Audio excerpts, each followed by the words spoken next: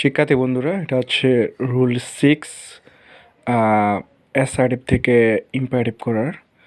তো আমরা যদি কখনো দেখতে পাই যে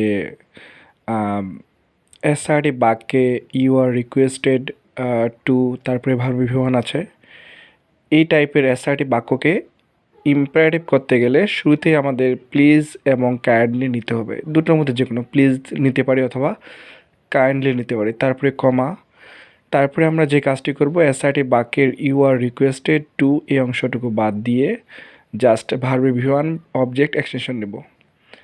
আবার যদি কখনো এমন দেখি যে অ্যাসার্টিভ বাক্যে you are not requested to plus V one আছে, তো এই গঠনের বাক্যকে ইম্পারেটিভ করতে আমরা একইভাবে শুরুতে প্লিজ অথবা কাইন্ডলি, তারপরে কমা, তারপরে যেহেতু এটা নেগেটিভ, অ্যাসার্টিভ বাক্যটি নেগেটিভ ছিল, আমাদের ইম্পারেটিভটাও নেগেটিভ করতে হবে, সেজন্য শুরুতে নিতে হবে আমাদেরকে ডন্ট, তারপরে যে অ্যাসার্টিভ বাক্যে যে ভার্ব বিভাজন আছে সেটা, তারপরে বাকি অংশ। যেমন এখানে একটা এক্সাম্পল দেওয়া হয়েছে, you are requested to tell the truth.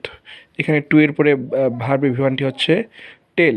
তো যেহেতু অ্যাসার্টিভ বাক্যের শুরুতে ইউ আর রিকোয়েস্টেড আছে, সেহেতু এটাকে ইম্পারেটিভ করার জন্য আমি শুরুতে নিচ্ছি প্লিজ, তারপরে ভার্ব বিভাজন হচ্ছে টেল, বাকি অংশ হচ্ছে দ্য ট্রুথ। আমি আরেকটা কথা বলতে চাই, আবার যদি কখনো এমন দেখি, যেমন সি নাম্বার এক্সাম্পলটা দেখো, যে বাক্যের ইম্পারেটিভ বাক্যের শুরুতে ইম্পারেটিভ থেকে যদি আমরা অ্যাসার্টিভ করি, ইম্পারেটিভ বাক্যের শুরুতে যদি প্লিজ অথবা কাইন্ডলি থাকে, অথবা ইম্পারেটিভ বাক্যের মধ্যে প্লিজ অথবা কাইন্ডলি থাকলে সেটাকে অ্যাসার্টিভ করার সময় আমাদের শুরুতে নিতে হবে ইউ আর রিকোয়েস্টেড টু অথবা you are not requested to, তারপরে ইম্পারেটিভ বাক্যের ভার্ব বিভাজন বাকি অংশ। থ্যাংকস।